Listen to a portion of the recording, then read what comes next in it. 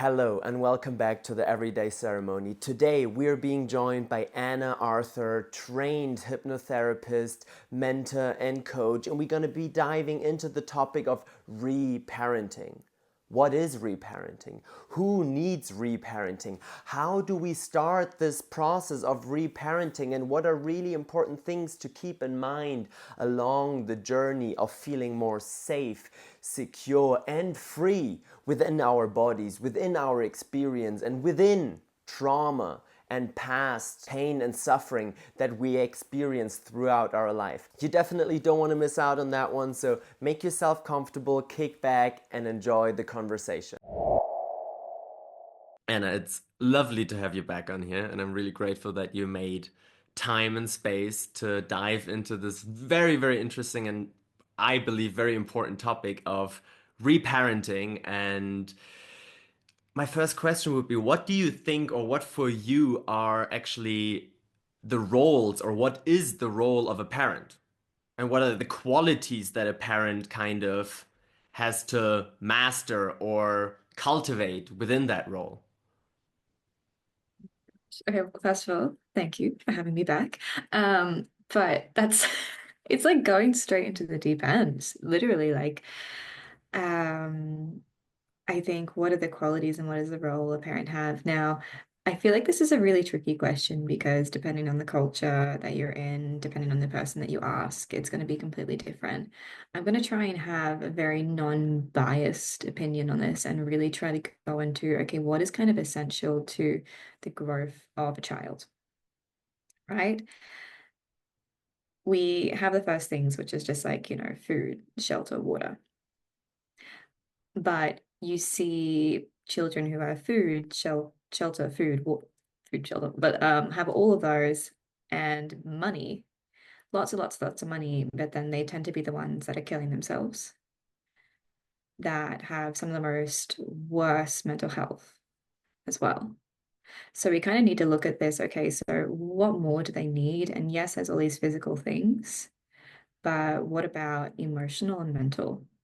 Statistically, you look at children who grow up in, let's say, like a more of a poorer poverty area, maybe in a third world country, their mental health seems to be a lot better compared to the ones that come from, let's say, more richer or more money. Not all the time.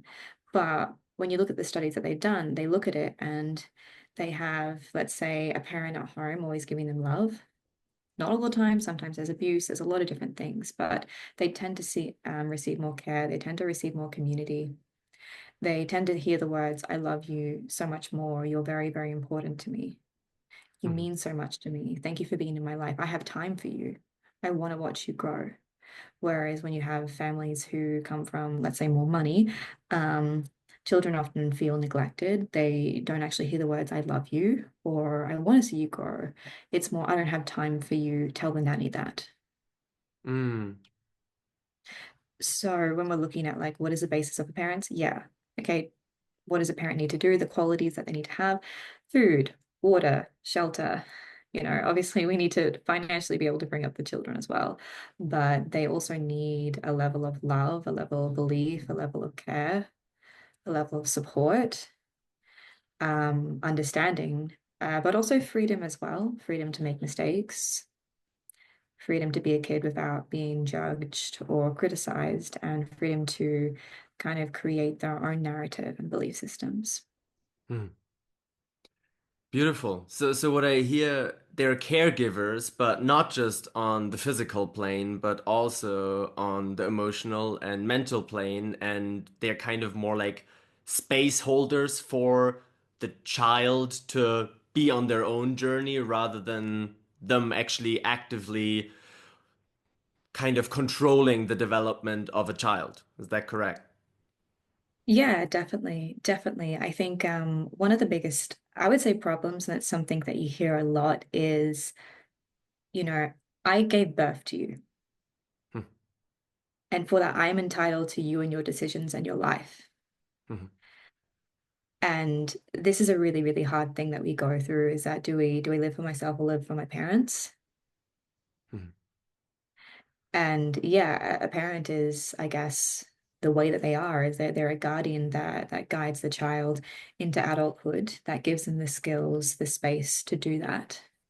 But one of the biggest problems, and I'm going to say it's a problem, you see, I don't want to like call out anyone, but like you have a big thing of calling a kid junior, you know, Mm-hmm. Al Junior or whatever it is. And look, it's fine for the parent, but we also want to make sure that we're not wanting to make another version of us. We want Mm-hmm. to make sure that, the child is able to make their own conclusions, follow their own dream, their own life, and everything. Mm-hmm. Mm-hmm. Now, when you're saying that, I can already see like a challenge arise, or like a challenge being there, because probably a lot of parents who stepped into the role of a parent who have children, they didn't even feel free to make their own decisions within their life, right? So, how Yeah, does that definitely. actually, how do you see that being played out, and what is then actually maybe the first responsibility for or is it the first responsibility for a parent to take care of themselves and really figuring out what they want so that they then are able to actually lead as an example for their children, or like how does this dynamic play itself out nowadays, and what would you say is like a way that you can see moving forward make sense to actually be able to provide that safe space for children, and for us to actually allow children to grow up the way that they are meant to grow up, and not as a junior version of the parent. Oh my gosh, yeah, this is so true. Like, I don't know, it's something that I see, let's say in my algorithm all the time is, like how can you look after a child if you can't look after yourself? That's just what I see, doesn't mean everyone else is, right? But it is a very, very important thing, I've read this in a book and I've seen it many times, but I think it's just so valid when it says people go, I will die for my child, but will you live for your child? Will you get Mm, healthy? Will you exercise? Will you love yourself? Will you do the best to invest into your own development and your own healing? Because dying is actually really easy. You kill yourself or something happens and you're gone. mhm, Living for someone and living for yourself is completely different. mhm, And I think if you want to train your child, train is the wrong word, but I'm going to use it. Raise your child. There we go. That's the right word. If you want to raise your child to be the best that they can be, is like be the example for them. Oftentimes people go like, "Oh, I don't want to cry in front of my child. I don't want to push that onto them." And it's like, well, it's important for them to see that emotions are valid and it's okay to cry. It's mhm, actually beautiful for them to see you cry and you be able to work through your emotions, however that is, hopefully in a positive way, but we never know because mhm, that's going to be what they learn.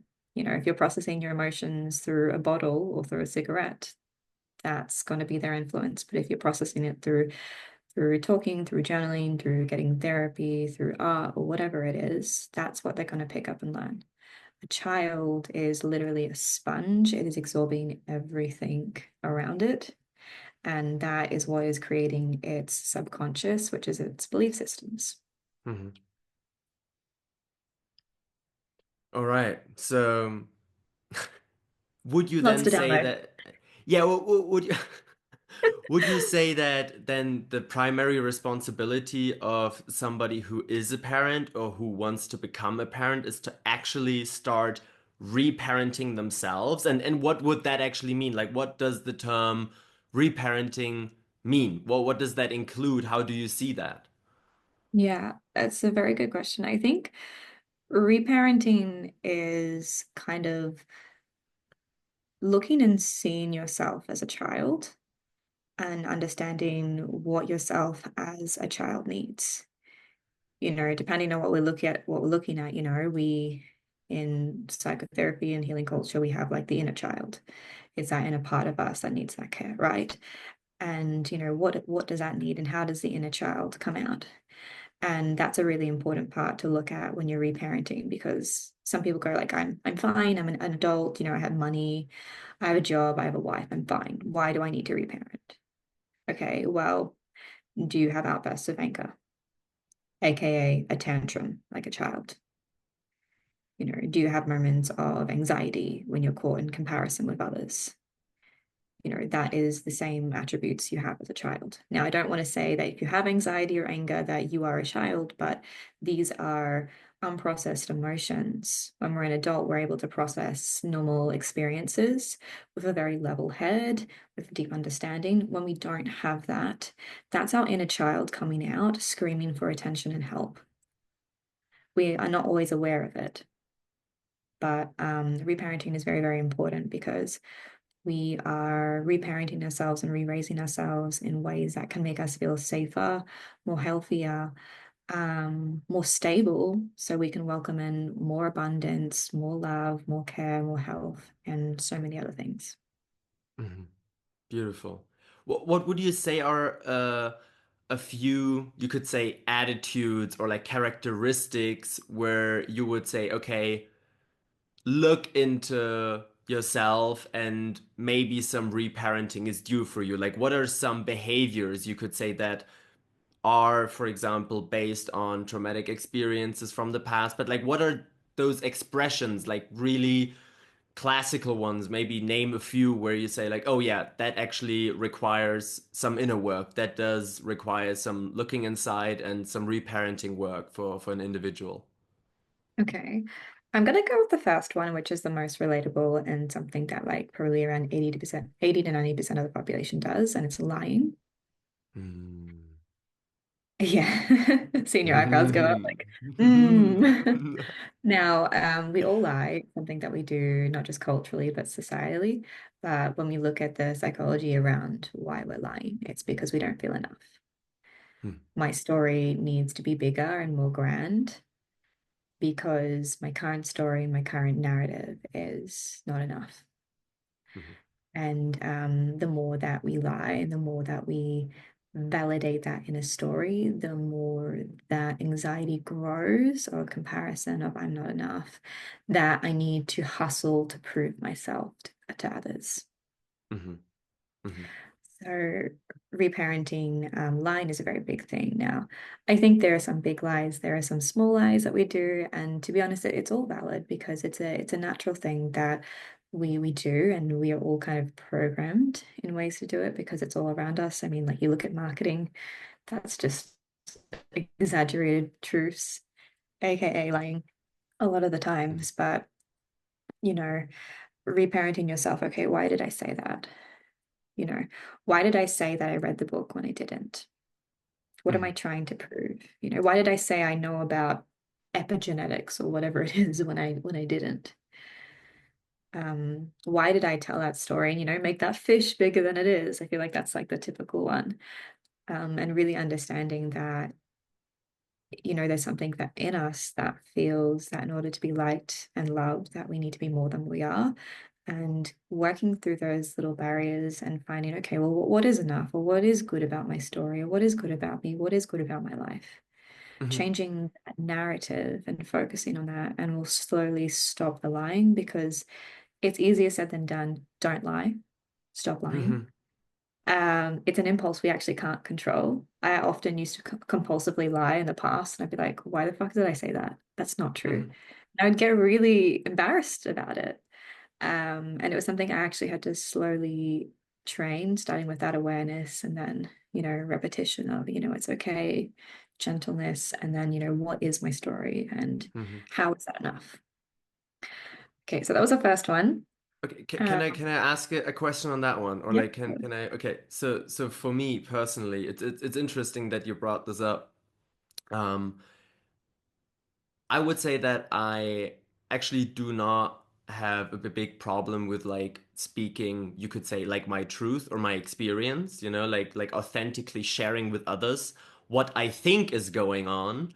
But what I've been realizing more and more and more is that I oftentimes lie to myself Oh, first and foremost. And then I yeah. share the lie that I believe about myself with others that I believe to be true.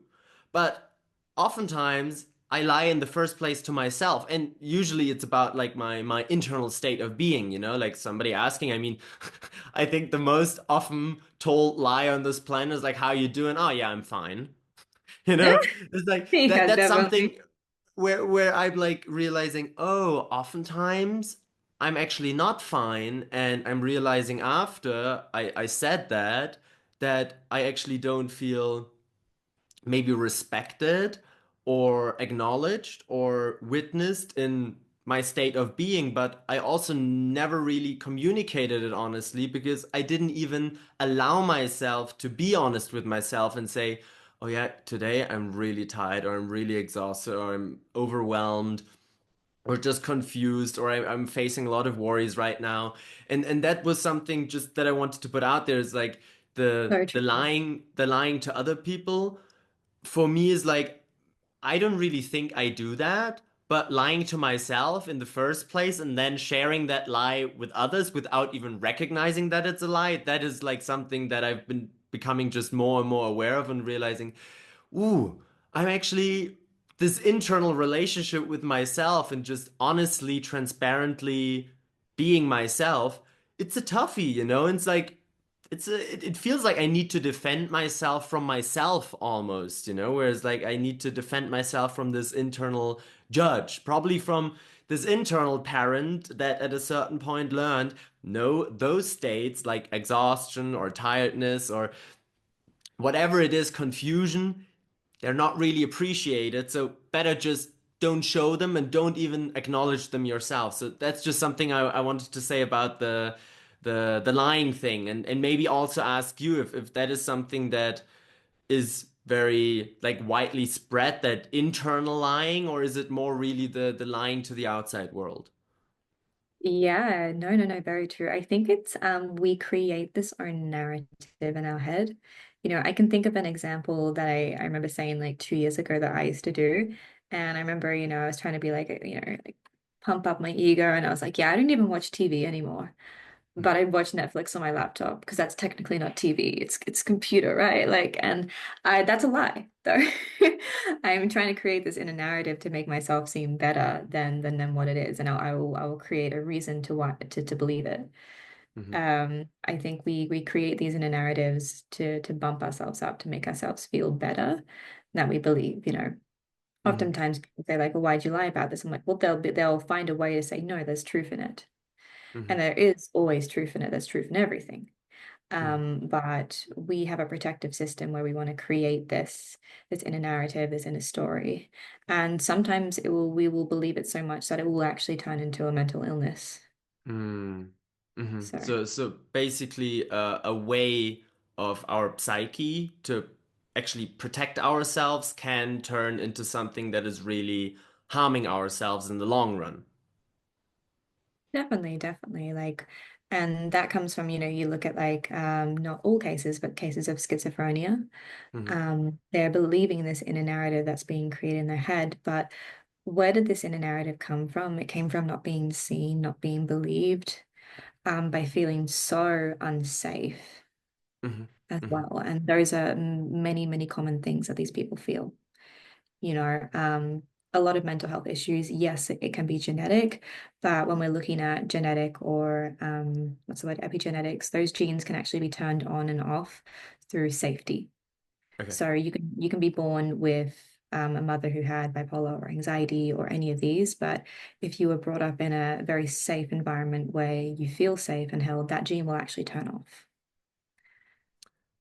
All right. Before we get into how we can actually regulate, you know, those things and Yeah, how we can actually how we can turn these things on and off and what is our responsibility in there, I kind of quickly want to go back to circle back to those qualities, those behavioral patterns that we actually use to what we now found out to protect ourselves, to defend ourselves. So you said like lying is one where it's like, oh, that is an indicator.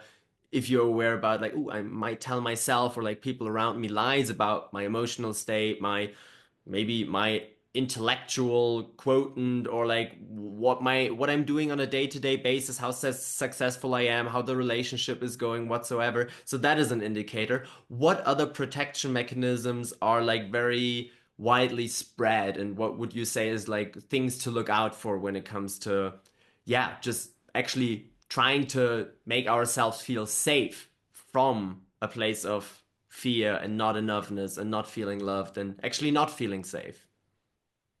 Yeah, I mean, I hope this answers the question, but like going on, like we talked about lies, but maybe like overthinking is another Hmm. thing, a sign of like, I need to do a little bit of reparenting in that Hmm. sense.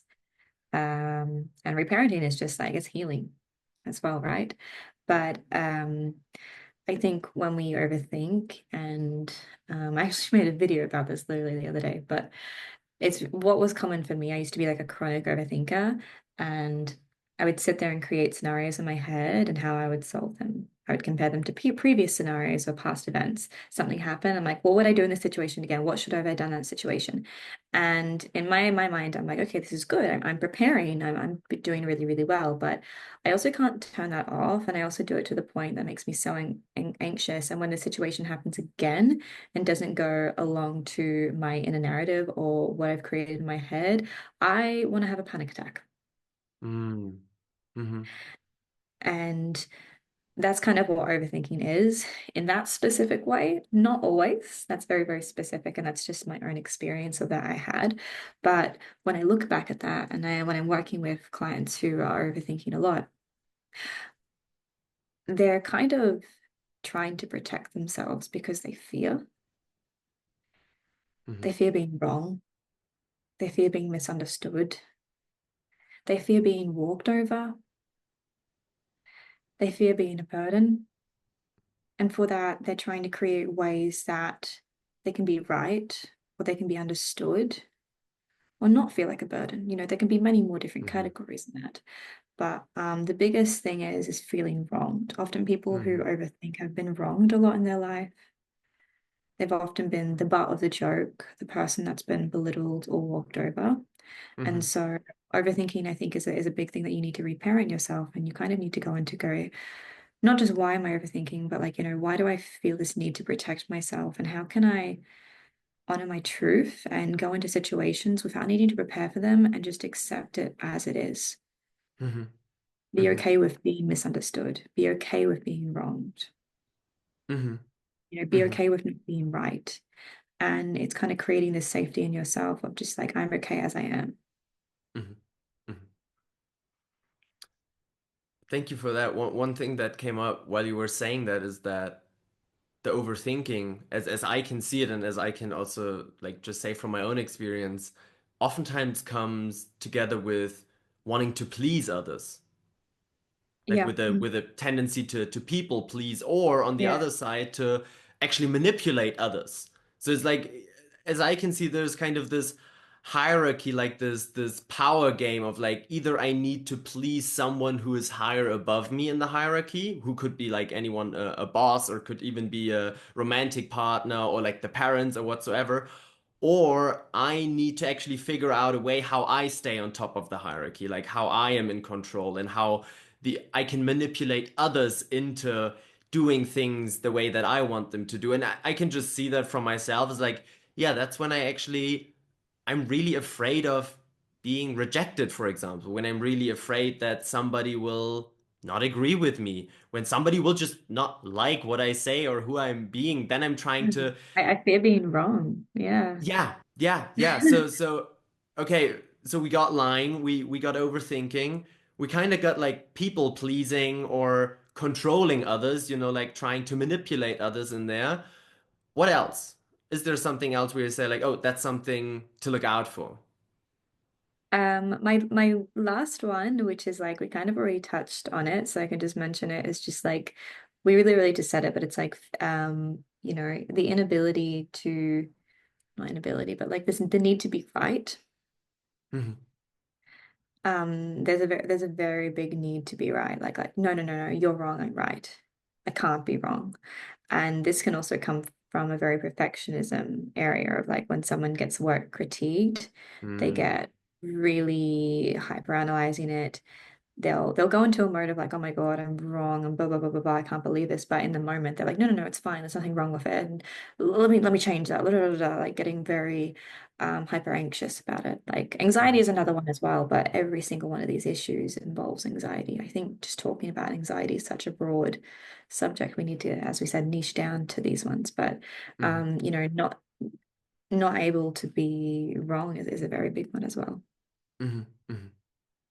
Okay, beautiful. You just opened up a new chapter that I want to dive into, a new doorway, and that is actually anxiety. And as I perceive it, and please correct me if I'm wrong, anxiety is like basically it is overthinking plus the nervous system not actually being able to stay in a calm state, but like really getting into that fight or flight mode.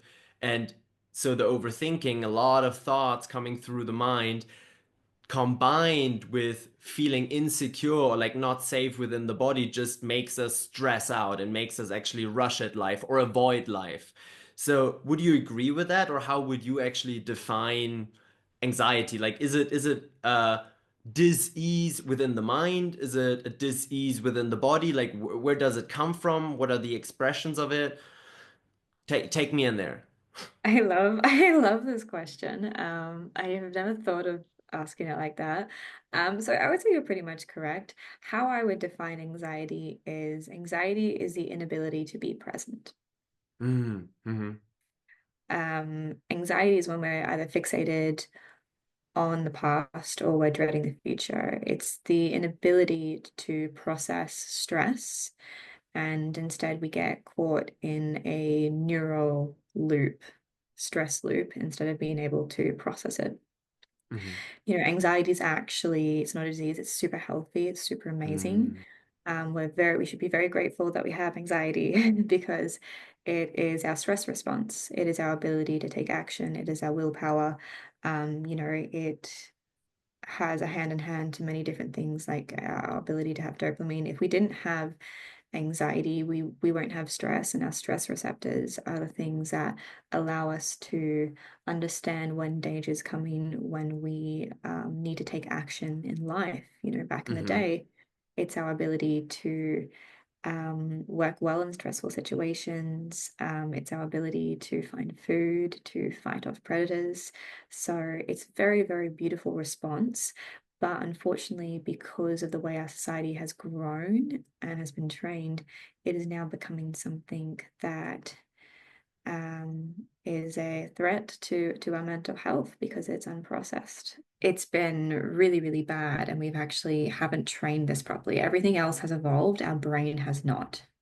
So we're still in those more primal ways, which is why we go into fight or flight. Traditionally, well, not traditionally, but with stress is our ability to go hunt an animal.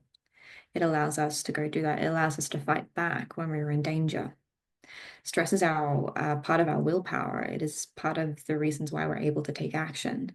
It's just, again, because of the way we've evolved, it's adapted into something that now puts us in deep, deep states of anxiety, which originally was just a very, very healthy stress that we can't get out of because of the society and the way we've been raised. mm. So, would you say that just experiencing anxiety or stress is actually not the issue, but our inability to respond to it and to kind of self-regulate ourselves within that, like calming ourselves down, arriving back in the present moment, recognizing that we are actually safe, like if we are safe, like given that we are safe, given that we are not being chased by a lion, which nowadays doesn't happen that often. So it's not the presence of stress in our life or the presence of like maybe overthinking that is the problem, but then our inability to respond to that in a mature way. Definitely. I would say there's many factors to it. Um, One of them is like we're not properly taught how to respond to it, is the first one. Mm-hmm. Um, but the other one is that, our society kind of promotes us to feel more anxious. We live in a world where our physical image has everything to do with, let's say, running a business or being liked. The way we physically look, gives us anxiety. We get into comparison with others. It's nothing to do with our mental capability anymore. It's everything is how it looks on surface level. And so we're taught to be more anxious about certain things. We are now in an area where we are constantly competing with everyone. We're not taught how to deal with the anxiety of that. There's Mhm. competition in companies, there's competition in people, there's competitions in siblings. Mhm. I think the way that our society has grown is that we actually want people to be more anxious because we benefit off it. But the other thing is that we're not actually trained how to process the anxiety. How do we let go of that thing that happened in the past? How do we not become so fixated on it? How can we be comfortable with it being a learning experience more than, let's say, a trauma or something really hard to go through? Mhm. Mhm. How can we not dread the future and not get stressed around the possibilities of it? But another thing, another factor to also include is that, like, we are actually quite abundant. And what I mean by that, I mean like we have food, we have water, we have shelter in most countries. Even if someone is homeless, they still have accesses to that. So, and that was our main reason of why we had these stress receptors. We don't have that anymore. We're actually very safe. We're actually very fine, but our mind is so used to looking for problems to solve that, okay, let's create some. Mhm. And that is when overthinking comes into and we get very, very anxious. So we're natural problem solvers, we're natural think outside the box kind of people, but we need to ask the right questions. Mhm. Mhm. So, two things. First of all, what are the right questions to ask? And that's kind of the second question I have. The first one is really, if I understood you right, that anxiety or that chronic anxiety is kind of this obsessive urge of our head to kind of figure something out that actually does not need figuring out anymore. Yeah, or it doesn't exist yet, you know? Okay, so it is Yeah. the obsession about the past or the future to be perceived a certain way, even though it actually is not crucial for survival anymore, and we could actually just relax more into our bodies, live out of the present moment instead of constantly needing to figure something out that is either past already or hasn't even happened yet. Yeah, fully, fully. So is it not just an overactivity of our mind and kind of a disconnect from our bodies? It definitely is a disconnect from our bodies. Um, a lot of people who've been through, let's say, trauma or struggle with anxiety or overthinking, Hmm. they actually did this study on more trauma victims, but people who struggle with trauma also struggle with anxiety, but they put a coin in their hand. And they had just, let's say, a regular person or someone who isn't really struggling, and they put a coin in that person's hand. The regular person just goes, they go, okay, what shape is this? They go, oh, it's circular, flat, it's probably a coin. They go, yes. The person who is very, very anxious or been through trauma, they couldn't even tell you what shape it was. Hmm. They couldn't tell you how much it weighed. They had no idea what was in their hand. That's how disconnected they are from their body. Hmm. Hmm. That's how fixated they are in something in the past or dreading something that potentially might happen. Hmm. Hmm. So we're definitely out of our body, and reconnecting to our body is, I feel like that's the aim, the ultimate Hmm. aim.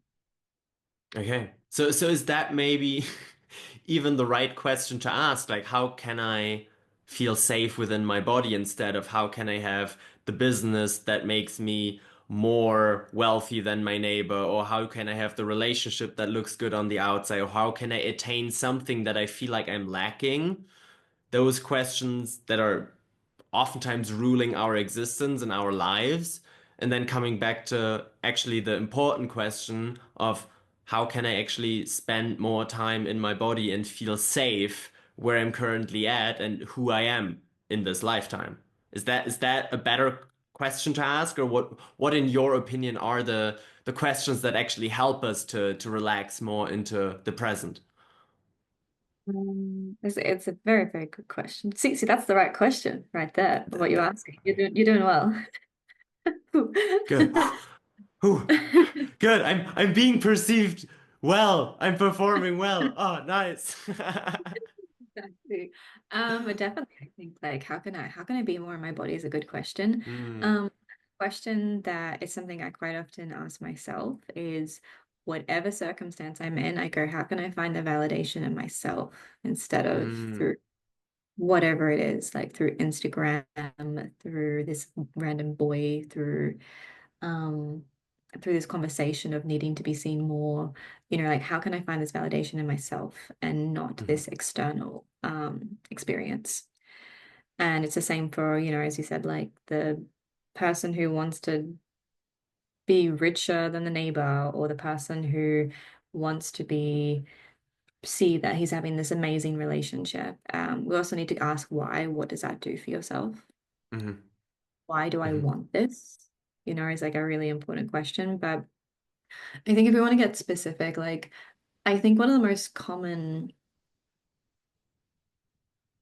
let's say, beliefs people get stuck in is why am I unlovable?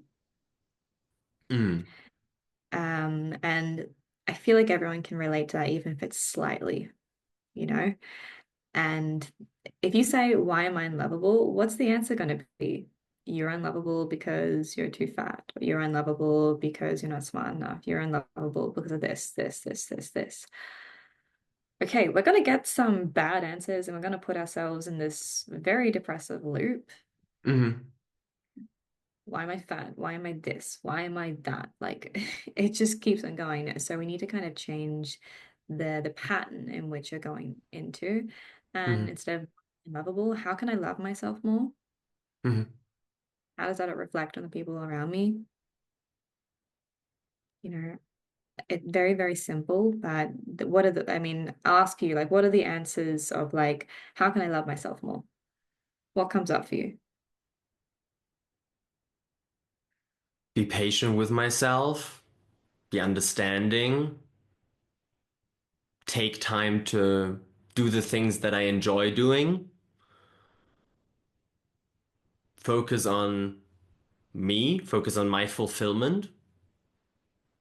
Amazing. And then if you ask questions more on that, it's how can I be more patient? How can I Hmm. this? Hmm. And then Hmm. you're creating a different pattern, Hmm. more So healthier. what I hear you saying, like what I also hear within those questions you gave as examples, the questions we oftentimes get addicted to are actually the ones that keep us in the role of the victim. Whereas like what is basically wrong with me, or what do I need to change in the outside to feel better about myself or to be appreciated by the outside or whatever, but it's like it's not really empowering. It's actually always us dragging ourselves into situations or into even into those questions of like how do I need to change myself or what do I need to fix about myself to actually fit in, whereas the higher quality questions are actually the questions that are looking for the empowerment, for the self-empowerment within ourselves, where it's like, oh, how can I actually provide this for myself? Or what is maybe the need first and foremost that I'm trying to meet? Like what am I trying to get? And how can I provide that for myself? Is that correct? Like that there is more focus on the self-empowerment rather than the, oh, how am I actually being a victim of the situation? Yeah, definitely. And like it's more empowerment, but it's more growth. We're breaking the current cycle or pattern that Mm-hmm. your brain works in, and you're creating a new neural pathway. The more that you practice that, the more that you're actually going to create a complete new pattern and unlearn the old. But it Mm-hmm. was very good thing that you said before, which is like victim, because if we go to the question that we're talking about before, is like what's kind of like let's say like a red flag of like, do you need reparenting? Is if you're always a victim. Mm-hmm. One of the biggest things is that when you see someone who is always a victim, for some random reason, the child becomes the persecutor. The parent is still the victim.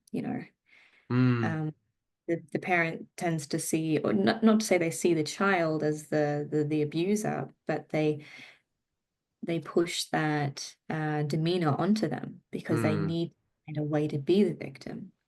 And Mm-hmm. that's very, very common. And then you have children who now grow up fearing being wrong. They don't want to be wronged. They also are the victim themselves. It just creates that toxic pattern. Just to sandwich that in. Mm-hmm. Mm-hmm. So there's a lot of spending time in our heads. There's a lot of trying to protect ourselves from external judgment. There is a lot of internal doubt, actually, and internal insecurity. There is chronic levels of stress. There's victimization to life, actually, like feeling as things are happening to us or even against us, wanting to push us down. But actually, what we need is to find this empowerment within those situations, within ourselves. So there is a validity to all those experiences, right? Like there's a validity to the anxiety, there's a validity to the overthinking, there's a validity to all those mechanisms to protect ourselves. Now, for me, the question is, how can we actually, or what is the first step? Is it acknowledging that we have those protection mechanisms? Like, is it there that we stop lying to ourselves? Is it there that we bring in honesty? Or like, what would you say is the first step of starting to find empowerment in there? Because it's difficult to break the victim loop. I mean, like I know these areas in my life where I've felt like a victim year after year after year, no matter what I did on the outside or what actually changed. Like it was really difficult for me to get out of there. So from your standpoint, what would you say is the first step to actually break that cycle?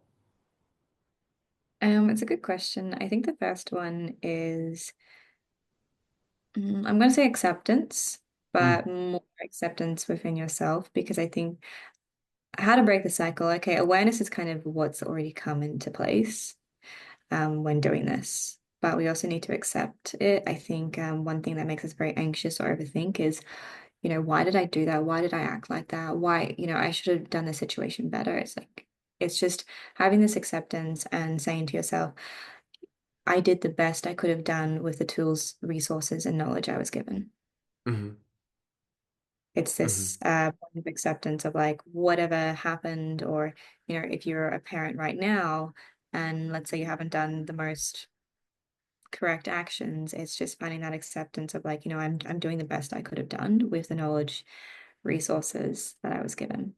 mm, I think the next step in healing it is just finding the okay, what is the right environment I need to go, or what environments do I need to take myself out of? I mm, think we really underestimate the power of environment. Environment can be community as well. If we're trying to reparent ourselves, okay, a lot of people go straight into boundaries. And it's like, it's like, okay, this parent pushed this belief onto me that's very, very negative, and I'm going to go confront them and set a boundary. Sometimes that's not always necessary. When I look back at, I guess, my reparenting and healing, I kind of went into this stage that was very, very hard, and I confronted people. I set boundaries really hard. I cut people off. I did everything very, very intensely. mm, Actually hurt me more than it healed me. mm, So I really recommend just taking small steps, changing your environment. Okay, so maybe I just need to call my parents and just let them know that I'm in a stage where I'm going to be a little bit more of a hermit. I'm probably not going to be as responsive, but I'm doing the best for my health. mm, mm, Something like that. Distancing myself from them or distancing myself from this specific person or friend.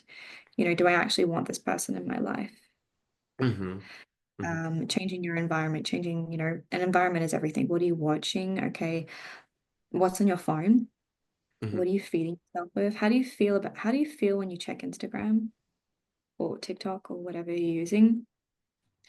How can I change that environment? Do I need to completely go off it? That's not always the answer. We have all these people who go like, oh, I'm going to have a social media cleanse. They just go back and they feel anxious again and repeat that mm, pattern. mm, Um, what is it on there that is making you anxious or making you feel bad about yourself? So mm, how do you change that environment? mm, mm. I think So there's a definite, yeah. no, just to kind of yeah, reaffirm that I'm getting you right and understanding right what you're saying right now. So it comes all from awareness. It comes from basically recognizing, okay, actually I am anxious or I am overthinking or I am in this loop of trying to please the outside world or trying to control the outside world to kind of feel safe and then Yeah. finding acceptance in there, finding like allowing that experience, allowing that you could say issue, that problem, that challenge to be there and approaching it with gentleness, kind of softening into that and being like, okay, what is actually what I need right now? How can I improve my environment? And so there are like certain things that probably need to be let go of, and certain things, certain environments that need to be left behind. And what I also heard you say is that it is also about cultivating a different environment internally, right? So it's not just about leaving certain people or like leaving certain groups, leaving certain environments, but also about cultivating a new environment internally. Is that correct? Yeah, yeah, definitely. Like that's how you begin to create your safety. Mm-hmm. Because reparenting yourself is very, very scary for the nervous system. Like the brain doesn't care if you are in a healthy pattern or not. Mm-hmm. Sometimes toxic habits or patterns feel more safe to the brain and it will try and protect that. Mm-hmm. Because the brain isn't here to make you happy, it's here to make you feel safe. Mm-hmm. Mm-hmm. And when you're in this moment of healing, obviously we need to acceptance. Usually when we find that acceptance, the anxiety actually leaves because we're no longer fixating on that past event. Mm-hmm. When we add that, when we change the environment, okay, now we're integrating safety to be able to process it Mm-hmm. as well. So I'd say they're the most important too. What would you say are like what would you say is an environment that we can create for ourselves that is actually serving? Like what are aspects of this environment? Because you said it's like it's a lot of things that play a role in that. It's like the things we consume on a mental basis, we consume on a physical basis in forms of food, but then also what kind of emotional drama we're, for example, exposing ourselves to with like constantly interacting with those same patterns over and over again. So where would you say is a good starting point? Like, is it always the mental plane we start with, or the physical plane, or the emotional plane, or is it highly individual? What has been like your experience with that when it comes to re-establishing and cultivating a serving inner environment for us to actually feel safe? Yeah, it's a very good question. Okay, I'm going to start off with the most simple, and let's just say your bedroom. It's something we all have. Mm-hmm. So, okay, how can you change your environment? Let's clean up your room. Mm-hmm. I highly recommend if you have a lot of clutter and if you go like, okay, it's clean, it's just heaps of stuff. Okay, like begin getting rid of stuff, Mm-hmm. letting go. Like I was literally just say like declutter your house can give you a right environment, declutter your room. People don't understand how much that clears your mind. I've been traveling for quite a while now and literally have everything I own in a suitcase. And I remember when I got rid of my entire house of things. Oh my Mm-hmm. gosh, that was freeing. Oh my gosh, that was so amazing. So yeah, decluttering that and just making sure that the safe environment you have and the safest environment you have should be your bedroom is something that you look forward to going into. Some people avoid it because it's messy, some people avoid it for many different reasons, but that is like your first sign of safety, I would say. Mm-hmm. Another form of environment is kind of just like a place you can go where you feel free. It could be like a walk, it could be a friend's house, it could be nature. Like, I don't want to say that we need an escape route, but we kind of need somewhere where we can go and we go, right, this is my safe place. Like that can be the Mm-hmm. bedroom. For everyone, that's not always the case. Mm-hmm. Or it's the home itself. That is the disrupt. Where can you go? Where is that? Where is that escape when you need it?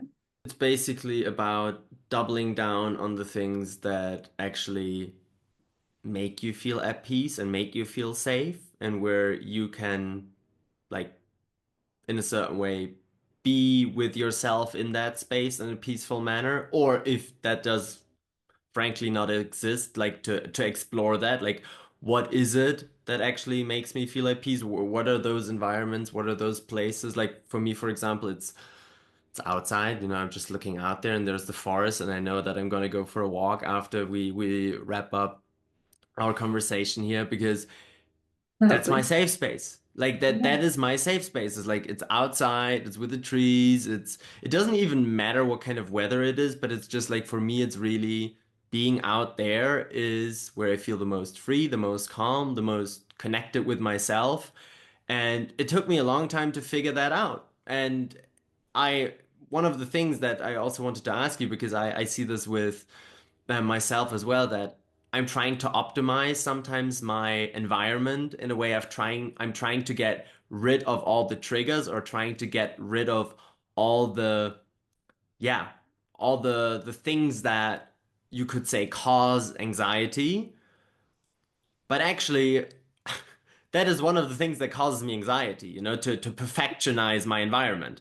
So what would you say is actually is there an overall, how to say, better way where it's like, okay, is it about decluttering first, or first of all, actually doubling down on the things that actually make you feel safe so that you can then declutter from a place of safety? Or like, what would you say is more important, or is it equally important? We just got to find our balance of like, okay, letting go of things, but then also really strengthening the connection with the things that give us this peace and that give us this feeling of safety.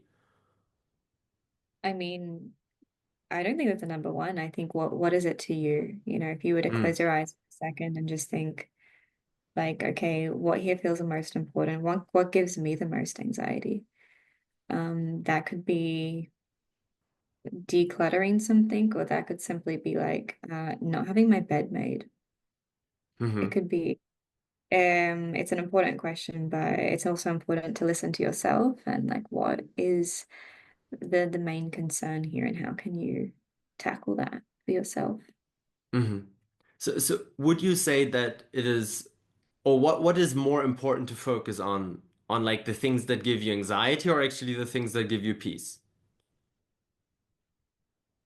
Well, it's a tough question because like focusing on the Or things like how do you makes us want to focus on them actually? Like do we actually want to actively focus on the things that give us anxiety?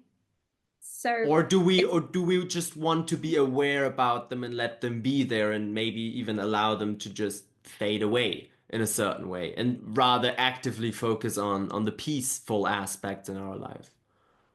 Like, I think this is going to be hard to say, but it's a Mm. balance. And that's what we are all trying to find at the end, balance. So it's a Mm-hmm. bit of a difficult one, but I think when you're in the mode of, let's say, reparenting yourself and, going through these stages, whatever it is you're working on, like what we were talking about at the start, um, you're going to be triggered and a lot of things are going to come up. So we just want to take away some of the normal little surface level anxieties.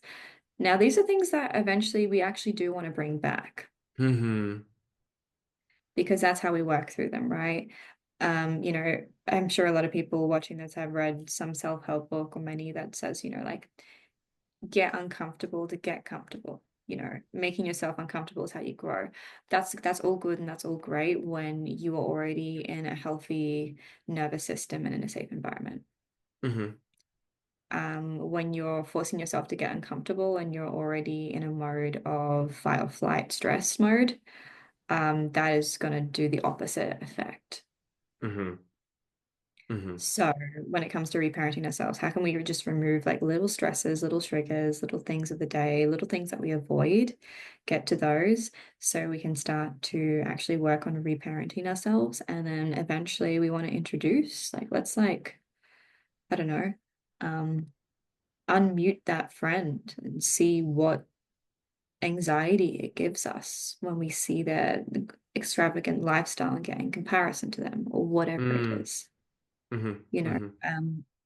Because we can't always just push it away, but we can for a little bit. Sometimes in the past I'd be like never push it away. I'm like now I'm like actually let's work on baby steps because Mm-hmm. that you cultivate a consistent, healthy mindset.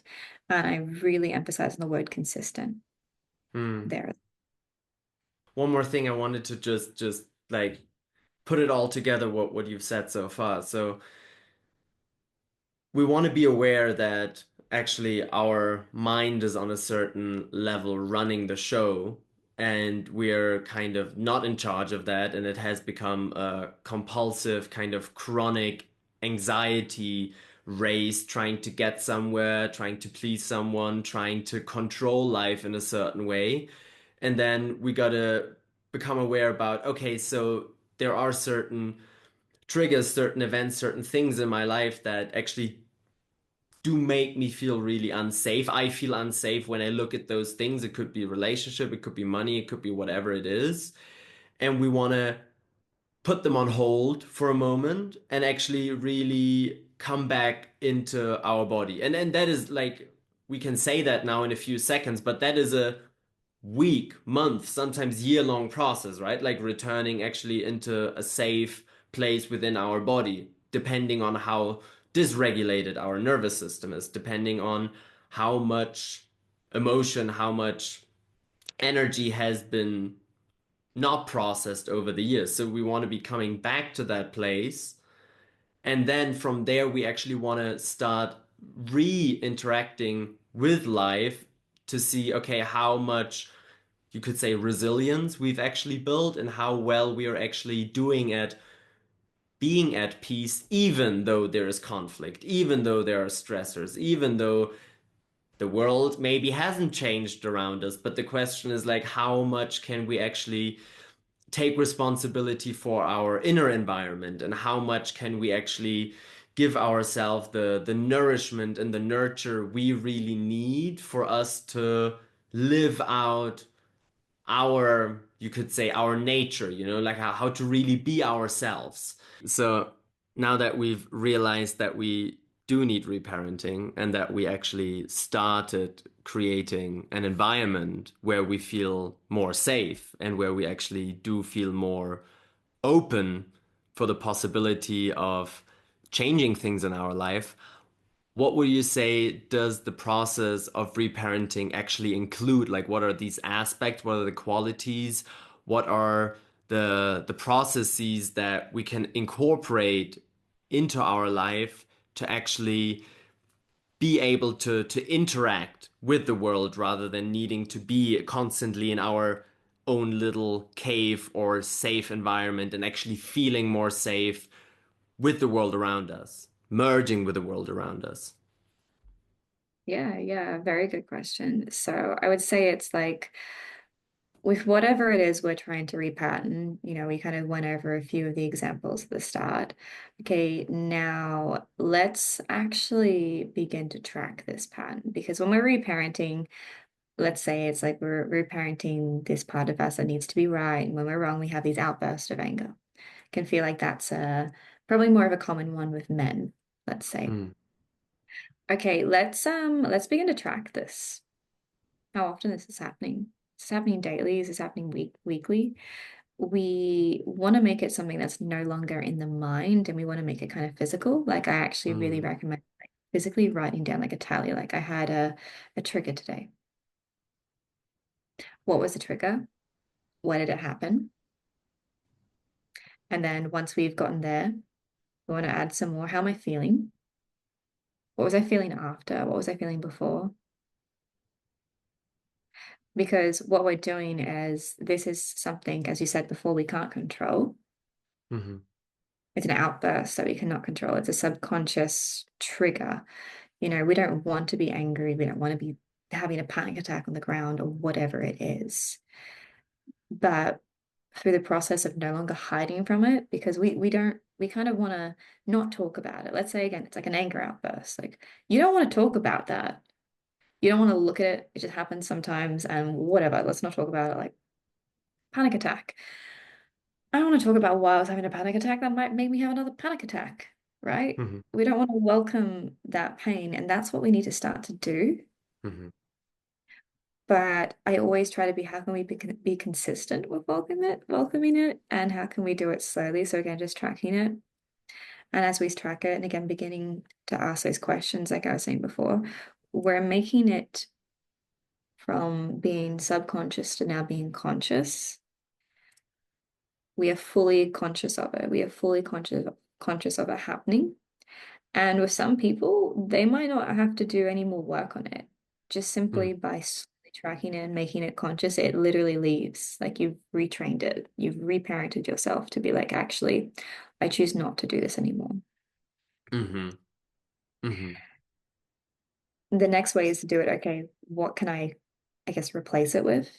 Okay. Because whatever it is, it's an unhealthy pattern, it's an unhealthy, habit, toxic, whatever, a bad response. So, okay, what can I replace it with? Which is like more of a healthy habit, or how can I process this? Okay, if it's anger or an angry outburst, that's a buildup of emotional energy in your body and something triggers it. And so, how can I process this? There are simple ways of like going for a run, for instance, but I do feel that exercise is kind of surface level. Mm-hmm. That can help just alleviate the stress and the buildup that it has on your body. Now we need to stop creating the pattern in the head, and we need to get to the understanding of why we feel angry. I take a look at it like, for instance, my brother, he always had these angry outbursts when he was told to do the dishes. Like everything's fine. You could ask him to clean something, but when you'd ask him to do the dishes, he'd be like, I've done so much. I'm studying. I'm in this mode, and I don't have time for it." And he would have a meltdown from it. And Mm-hmm. now I look at it, it's somehow the dishes was this trigger of I'm not seen, I'm not heard. You haven't seen what I've done. Mm-hmm. You're not seeing what I've done. Mm-hmm. And so once we begin to track it and we begin to identify it, we can actually understand, okay, what are the feelings behind this and where does this come from? What does this remind you of? Um, you know, uh, just like a random scenario, it could be, it reminded me of my abandonment, that my dad was never home. Mm-hmm. It reminds me of my childhood friend who died in a very horrible way. And I was never able to process that. Okay, now how Mm-hmm. can you process that and cry or whatever it is? Write down, but we just want to take slow, small, consistent steps because healing doesn't have to be hard. Reparenting doesn't have to be hard. Mm-hmm. You just need to make sure that we're taking small steps. Mm-hmm. So what I hear you say is that a big, big part of it is consistency, like discipline in a certain way to show up and to look at those things, to like really not look away, but to actually be like, okay, this is something, if it's an emotion or a certain behavior that keeps coming back, like this angry outburst that you were describing. And so I gotta actually look at it and I kind of gotta face it. And for some instances, even the looking at it and allowing ourselves to be honest with like, okay, I'm experiencing this right now, and allowing that experience to be is already a huge step because it's like, oh, now I'm actually not afterwards feeling ashamed for having this angry outburst, but I'm actually compassionate because I have maybe more understanding, or I'm just, yeah, allowing myself to express that in a certain way. And then there is, when that is kind of allowed, there is even the question of like, okay, how can I fine tune or improve my response? Like, how can I actually show up in an even more responsible way, more compassionate way, more understanding way, and bring more transparency into those situations where it's not often or like mostly not about the experience itself, the situation itself, but really more about the way we feel within those experiences, the way we feel within those interactions, and taking more responsibility for that then. So like really figuring out, okay, what kind of feeling or what kind of fear is actually surfacing when my mom tells me to do the dishes. And it's like, oh yeah, it's actually me not feeling seen, me not feeling appreciated for what I'm doing. or me feeling abandoned or rejected or whatsoever. So is then at this point there more benefit and more kind of analysis? Like, do we need to figure out the exact situations when those things got imprinted, or is at a certain point actually it's enough? You know, we've figured it out enough on an analytical level, and there is a different process where we can move deeper into actually letting it go and letting it be as it is rather than trying to fix it?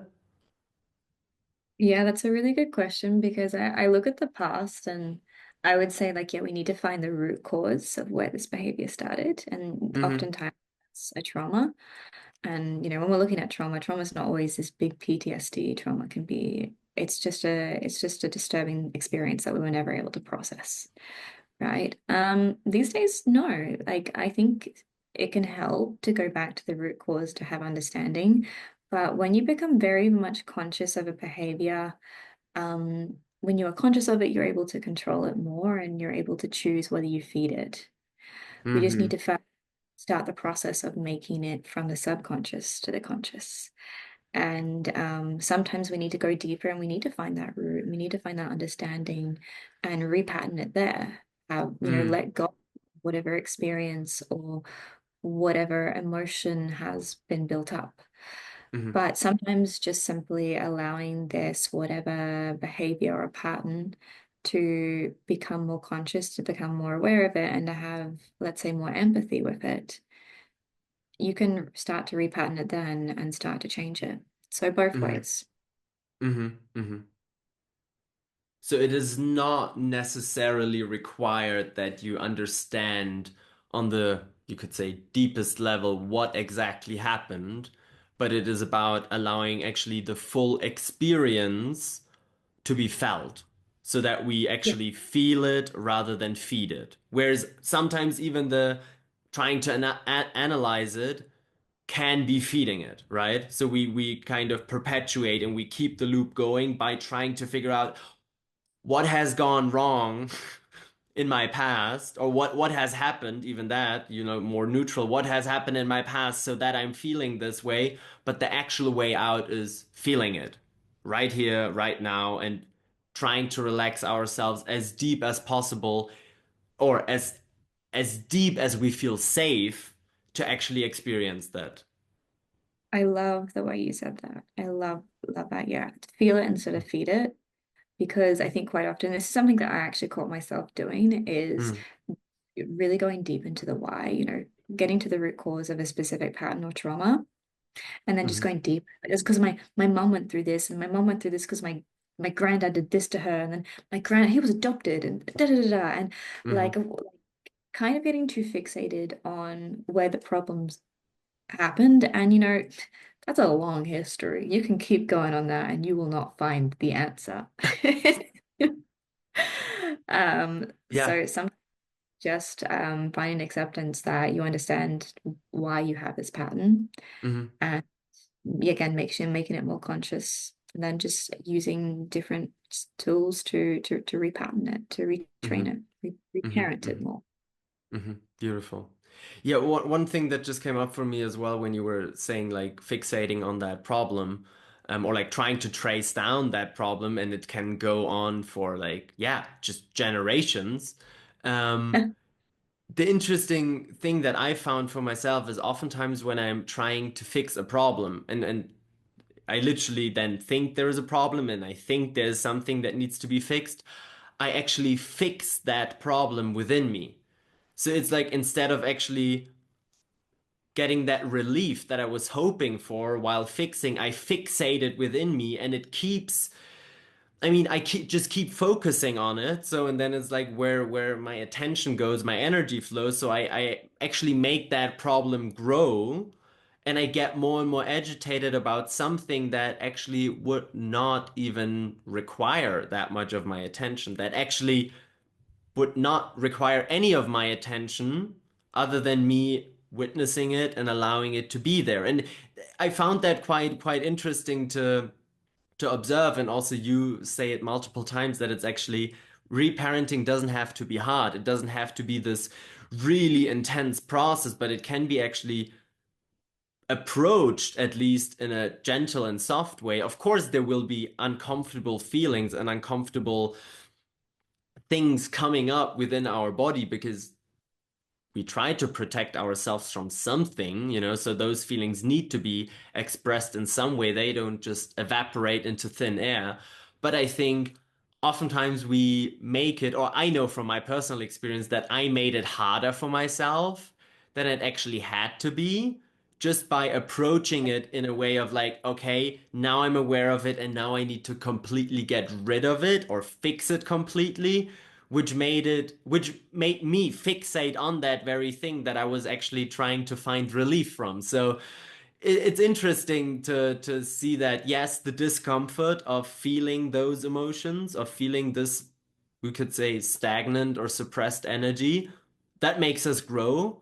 But actually, that discomfort can be approached in a very gentle way. It does not have to be feel all the discomfort now to then be free in the future, but it's actually more like, okay, find the freedom now in the discomfort, because realistically we probably won't get rid of all those things, that are holding us back. Technically, I would say that is kind of part of being a human being. I mean, it's gravity. Gravity is holding us back from flying. So I would say there is just also things that keep us grounded, like there is probably experiences such as anxiety and like overwhelm and confusion that even make us human. And it's just about not constantly feeding those and living out of those, but like being able to observe them and allow them to have their time to express themselves and just not reacting out of them. But I'd be curious to hear, of course, your perspective on it. Like, do you think there's an ultimate fixing that needs to occur, or is it really about actually finding peace within the process of being a human being with those different experiences happening on both sides of the spectrum? I love this question. I think healing's a journey, and it's definitely something that's always going to be happening. Mm-hmm. Um, I think the problem that happens, and it's kind of a community I get caught in, that I'm no longer in, is like constantly needing to heal something, kind of being obsessed with healing, being obsessed with growing. Mm-hmm. And as you said, like if you have, let's say, like a trauma or something, you can fixate on it. And Mm-hmm. then I've known people who are going, but this trauma came from my mum because my mum did this, and that energy I'm holding, and I need to get rid of that energy because if I don't, then I'm going to do it and I'm going to be just like her and da da da. And Mm-hmm. it's like, okay, you're creating a problem that you need to be fixed. I think Mm-hmm. we need to be present with our lives and where it's at. How how is it? How anxious are you feeling? Anxiety is a little bit normal. Stress is normal. Mm-hmm. But when we start to create these problems, we make it a lot worse. Work on the problems as they present themselves. Mm-hmm. If there is, let's say, you know that you have a fear or phobia of something, maybe now's not the time to bring that up Mm-hmm. because you're working through something else. You're trying to be consistent with your health. You're trying to be present with your wife and understand her, or you're trying to, I don't know, whatever it is. Mm-hmm. We all have things to heal and bring up, and that's a journey. But I think the problem is that we like throw too much on ourselves, because sometimes even that feeling of or being overwhelmed can actually feel really good. Like Mm-hmm. I'm overwhelmed, you know. Mm-hmm. I've had that problem of where I'm just trying to deep dive into every single thing. And I can say right now my life is very gentle, very easy, Mm-hmm. very calm. And I think it's because I really just take small steps when something comes into my world. I'm not trying to dive into it and heal it straight away, but just start to identify it Mm-hmm. and then just get from there. Um, I think you see on, at least for me, I saw on social media, healing is so hard. Like when it starts, you're in this deep depressive loop and a lot of things, and like that can happen, but that also happens when you're trying to overwhelm your nervous system Hmm. too far. It takes you so much longer to heal from because you put yourself in a very deep, low space of your nervous system. Yeah. Yeah. It is actually interesting. It reminds me of something that you said earlier, and I think it's beautiful how that all ties together. Is like this inability to be present, like when you said earlier, like anxiety, inability to be present. And even we can grow very anxious about the healing journey because we actually have difficulties softening, as you said, like softening into the moment, softening into the feeling, pausing maybe for a moment and asking maybe the right question is like, does that actually need fixing right now? Or does that actually just require softening? And that is a completely different approach because usually fixing comes with a whole strategy and the mind is really like into it and being like, oh yeah, and once I figured that out, I'm gonna be free. But actually, what we lack in there is the ability to be present with it and the ability to relax into that and to soften into that. And so I love that you bring that up as well, that your life has become a lot calmer, not because you doubled down on healing and you healed it all, but actually because maybe you even slowed down and you just allowed life to guide at the pace that it wants to be unpacked, and it's not about Anna unpacking all the gifts this year, but it's like there's a next Christmas coming up and there's going to be new gifts and there's going to be also, of course, challenges on the way, but it's like not about unpacking and unwrapping it all right now, but it's about learning how to be present right now. And is that kind of what you would say is kind of if we want to put a goal on it, but is the goal to be more present and to enjoy life more? Or like what would you say is actually reparenting and healing about for you now in your phase that you're currently in? Definitely, I think my goal is to be present and to be happy in the present. Not necessarily be happy, but like I think we get so fixated in comparison and what everyone else is doing, and suddenly when we're not present, we beat ourselves up for not taking a specific action in the past or Hmm. not working hard enough this morning to achieve this goal. Hmm. We kind of find so many ways to beat ourselves up, Hmm. and these are all triggers. All those things I said were triggers. They're Hmm. ways of yourself to find fault and to find reasons to heal or to find reasons to not be enough. Hmm. And I Hmm. think being present is the ultimate goal and taking small steps. Like for instance, like it's the new year. I was like, okay, I'm not going to make resolutions. I was like, what are small steps and habits that I want to create? Hmm. Hmm. And if I can do that consistently for a week, what am I going to do to make myself feel proud and happy? Sushi date. That's my little thing I like to do. Sushi But date. it's interesting because you think that when you try to eat all the food in your plate, you're going to be able to process it a lot more and you're gonna work faster, but actually no, you get indigestion and Hmm. all these internal problems. Hmm. So if we really try to take a step back and really get so small in the steps, like if someone's trying to exercise, like literally just like instead of starting a half an hour walk, like just a 5 minute walk in your Hmm. garden. Like people don't understand how much those small steps get big and how big they get fast once we're consistent with them. And healing is the exact same. Hmm. Hmm. I don't want to say it's hard, like, or it's easy, but it doesn't have to be that difficult, like it is perceived Yeah. online. It's beautiful that you point that out because I can definitely see a tendency within myself, and I would say in general with everyone who has a mind and a brain and the capacity to analyze and to think, that we oftentimes think that making systems, making processes more complex will actually make them more efficient, even though that usually just makes them more complex. So making processes more complex and more complicated makes them more complex and not necessarily more efficient.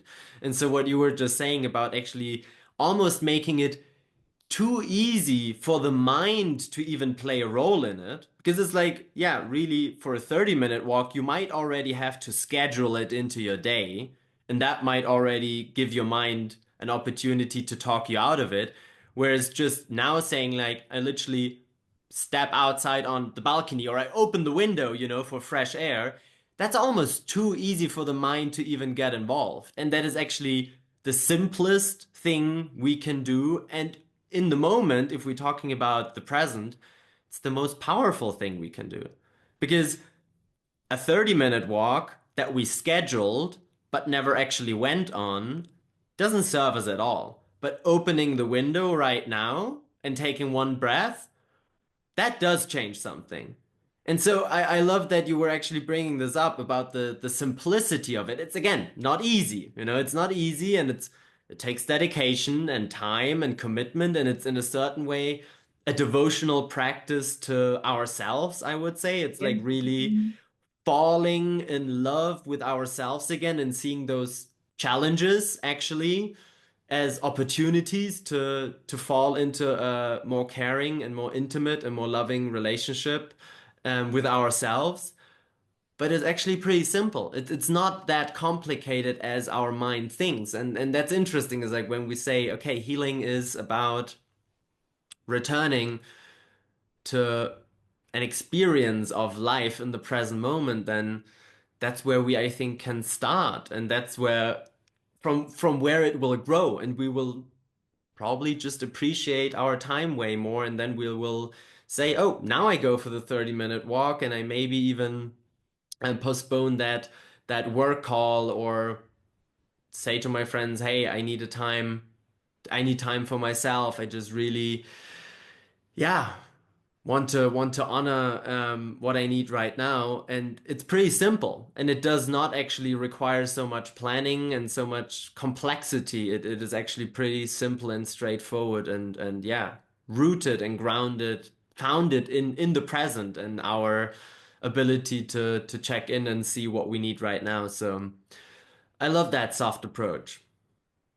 Yeah, and especially when you said the word like planning, like I think it's so funny. I get so many clients who come to me and they're like, okay, so what's our like they're like, okay, so what's the plan and what's the end goal and what's this? And I'm literally like, I'm just gonna plan for a month Hmm. and we'll see how it goes. And they're always like, no, no, no, no, we want like this specific effect at the end. And I think that can be good for some people and some coaches or therapists. But for me, I'm always just like, okay, well, like I don't know what's gonna come up. Hmm. Let's start with small steps and let's just plan and make like a little goal to work towards and then make it bigger. And once you've ended that month, you can plan maybe even 2 months in advance. Like I think planning is also something that, you see people do. Like I have a 6 month plan or this year plan, never goes, never Hmm. works.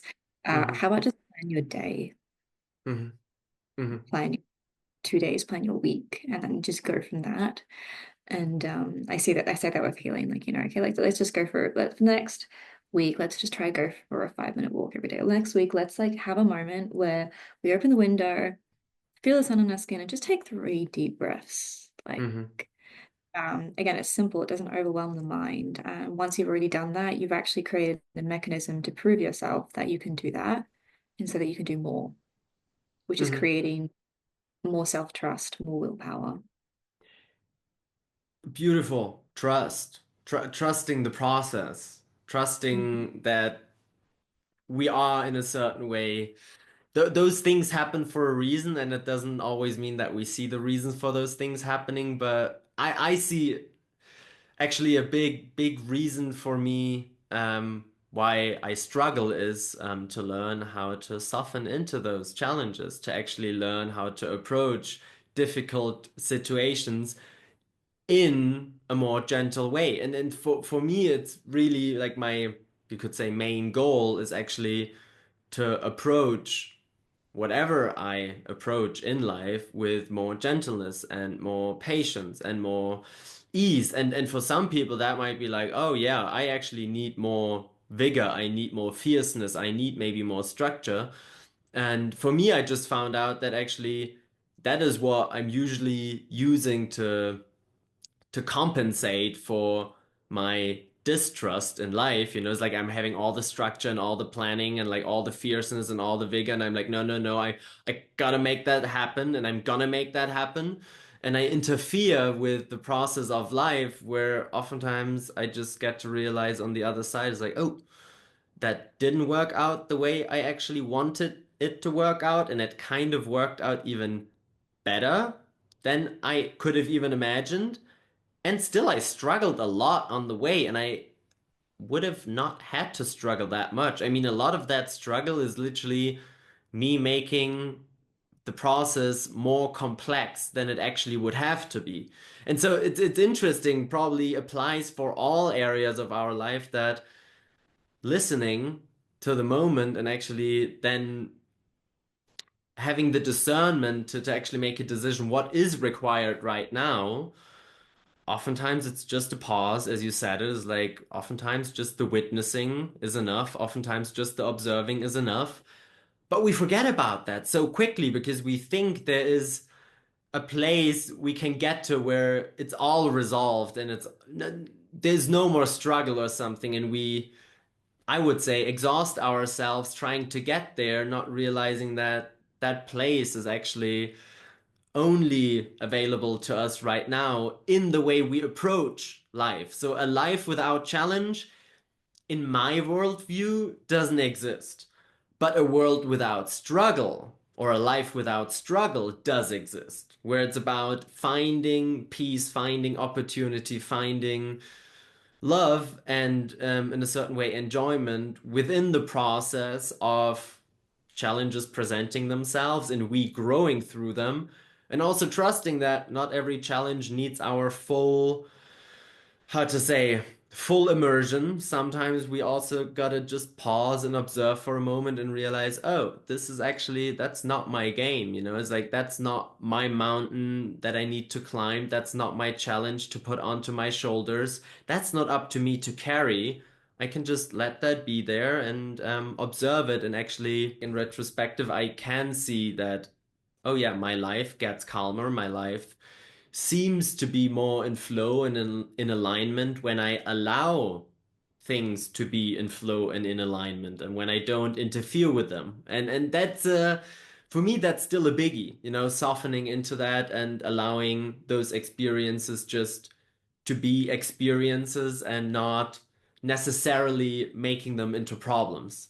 So yeah, it's an ongoing journey, really. It is an ongoing journey, but even what you were saying before, there are going to be challenges. Why do the challenges make us struggle? Do we have to struggle? Do they have to be hard, Hmm. or lean in with curiosity and ask for support, ask for help? How can we find to make challenges not as overwhelming? It's kind Hmm. of like the uncomfortableness is a part of life and things that we need to welcome, but does it have to be a struggle? No, it does not. Hmm. Hmm. So it comes down to the approach. How do we approach those challenges, right? And how do we learn to approach them from the present, from a place of feeling safe, and from a place of trust, and allowing ourselves to be in the process of living life instead of trying to finish life in a certain way, like finish the challenge to be free on the other side.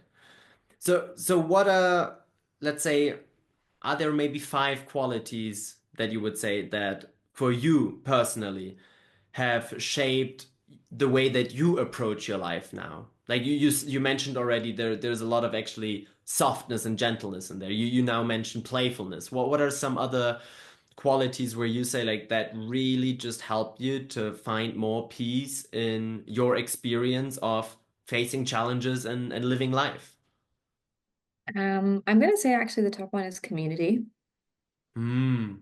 Mm-hmm. That's something that I have a very strong community. I have a very strong network of friends. I don't have a lot of friends. I probably Mm-hmm. can count the friends I have on my hand, but I have a very strong community, and that helps me immensely. I think when we look at healing, a lot of things we kind of tend to isolate ourselves and make ourselves Mm, or we go, no one will understand me, or we've had, not good friendships, not good relationships. And for that, we make this belief that I am unlovable or no one will be there to support me. I've definitely mm, had that belief. But now that I have an incredible support network, an amazing partner, um, amazing friends, it's really easy when I do find I'm overwhelmed. I just pick up the phone, I call one, send a voice message, mhm, and straight away, I have this support and I have this love, and that is amazing. So finding a community, mm, um, you know, also understanding that not all friends can hold whatever it is you're going through. It can be really, really hard when you want to be open with someone and start to be open with them, and they're just like not having it. They're telling you you're the problem, but some people just don't have the ability to hold it themselves. mhm, The way can you find that community, and how can you start to, um, integrate having more safer relations in your life? Now, that's a very mhm, hard one. You could do a whole call about that probably, but I would say that's the most important one. Another quality is building self-trust. And that's exactly what we are talking about before. Like, how can I, how can I do this, or how can I reparent myself? How can I do anything when I don't trust myself? And we need to mhm, start to learn to do that. And that's why I kind of give those steps before of like, okay, maybe you want to go for a walk, something simple, start with 5 minutes every day. When we do a small action that we say we're going to do, very small, like one that I consistently do that I've been doing for 3 years now, is a glass of water first thing in the morning. mhm, I can trust myself if mhm, I stay that. And I mean, there have been days where I haven't, I'll be honest, but majority of the time I'm consistent with that. So I can trust myself. If I mhm, trust myself, I can follow through with things. When I follow through with things, I can gain confidence. And when I gain confidence, I can have courage to face challenges. It's a cascading belief element in yourself. mhm, Self-trust, community. Let me think of one more at least. Um, Saying no. mhm, mhm, I think saying no is very important. Depending on whatever content you're consuming or books you're reading, people will say be the yes person. mhm, Opportunities all around you, you need to take it. And there are many ways that is true, but learning to say no is a very, very important thing. There was a statistic that came out the other day, and it's just like with women specifically, they struggle to say no. Like 75% of women have a really hard time saying no. mhm, Um, Men, I don't know, but I knew it was a lot more worse in women than it was men. But on a whole, society, we struggle saying no to when something makes us feel uncomfortable. mhm, Um, we struggle saying no to and giving the full reason, like, hey, do you want to go out tonight? Oh, no, no, I'm busy. How mhm, about, no, I really just want to take a bath and, do some journaling, go to mhm, bed. That's very hard to say no to and to give the real reason. So saying no as well. mhm, mhm. Beautiful. So having a support network, strengthening the support network within yourself, like self-trust, and also learning to, yeah, make decisions from your own inner discernment, if it does make sense for you right now or not. And like, again, we bring in the beginning, we started with lying. So we bring in honesty actually, and like this honesty with ourselves. So, ah, beautiful, Anna. Yeah, thank you so, so much for sharing so much valuable stuff with us today. Really beautiful to talk with you. Thank you also for holding me in the middle of this conversation, for giving me a space to feel safe again. It was really interesting to have this experience and to move on from that. So is there actually any way, because you also mentioned that oftentimes we do maybe not have friends or people in our environment that we can look out for or that we can go to for support. I do know that you are a person creating amazing support because I am honored to have received your support and your guidance. multiple times already. And so I just wanted to ask you to share maybe if you have anything going on right now in a way that people could come to you for support if they feel like they want to receive some help on their reparenting, on their healing, and just connecting with themselves and their internal self-trust journey. So if you have anything to offer, please share it with us. Okay, first of all, thank you. Thank you so much. I love our conversations all the time, whether it's on a podcast or not. And second of all, yes, of course. I'm actually in the moment rebuilding my business, rebuilding my social networks after, going through a lot, understanding intentions and really centering myself into what's important and what to give. So, I have links to socials. Literally about to release a web page in 2 days. So if anyone is wanting support, they're more than happy to reach out to me. Obviously, I'll give Tim all the links and everything like that. But yes, you can book just a single session. You can book multiple sessions. I'm not someone who says you have to work with me a specific time. I'm very big on just meeting you where you are. The first session is just 20 minutes and it's free, of course, but meeting you where you are and just planning from there on. So, yes, I'm more than happy to welcome more and support as Beautiful. well. Thank you so much. You still also offering hypnotherapy, right? Like that's your strong Yeah. suit. Just to say, it's like it's not just about talking, it's also about really allowing people to dive deep into their own experience and to do their internal self-exploration in a safe container. And so that just wanted to point that out that people actually know all the good shit that you have to offer. And I personally love the hypnotherapy sessions that we did together. And yeah, I'm really, really grateful to have you as a friend, to have you as an ally, and to have you as someone to reach out to and to talk about these processes and to also evolve alongside. It's really beautiful seeing how our processes have become a lot more gentle and a lot more soft and a lot more, I would From say a where they lot were, more. Yeah, we definitely grew up you know, in rigid camp and like self destruction and fucking punishment. Um, you know what I mean. We were really we harsh on know ourselves. we So were very yeah, harsh enough. we Yes. I would say we came a long way, and I'm really glad that we keep being on this journey together. And I'm yeah just really really grateful for your time and your presence and your insights today. And yeah. As Anna said, link's gonna be down below. Check her out and connect with her. She really is such an amazing person to hold space and to be guided by. So yeah, thank you so much, Anna. Okay, thank you for having me, and it's been amazing. I'm so grateful for this. Bye bye. Thank you. Muchas gracias. Provecho. Oh wait, no, that's eat well. Eat well.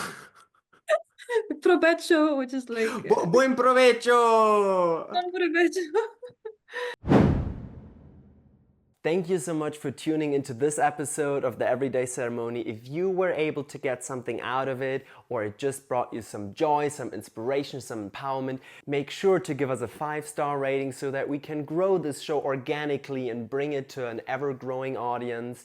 And also share it with individuals who you think could really benefit from this episode. I'm so grateful to have you as a part of this journey. I wish you a wonderful day, and I see you in the next episode. Bye bye.